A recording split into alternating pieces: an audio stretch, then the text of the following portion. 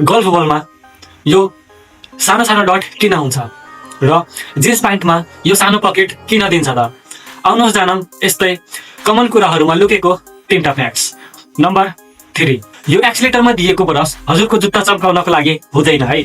यो दिन्छ किनकि हजुरको कुनै आइटम खसेर यसभित्र नपसोस् भनेर।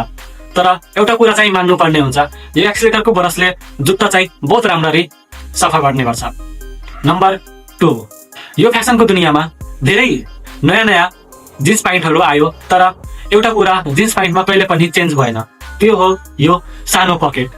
18 सेन्चुरीमा यो पकेट वाच राख्नको लागि बनाइएको थियो, तर अहिले मोडर्न जमानामा मोबाइल र घडीले गर्दा यसको युज मानिसहरूले कोइनहरू राख्न गर्ने गर्छन्। नम्बर 1, गोल्फ बल पहिला प्लेन सेपमा आउने गर्थ्यो, तर जब यसलाई गोल्फ स्टिकले हानिने गरिन्थ्यो तब यसमा डेन्ट पर्ने गर्थ्यो र डेन्ट परिसकेपछि यो बल हावामा झन् राम्ररी उड्ने गर्थ्यो, जसले गर्दा सी कम्पनीले यो गोल्फ बलमा सानो डिम्पल दिन थालेको हो।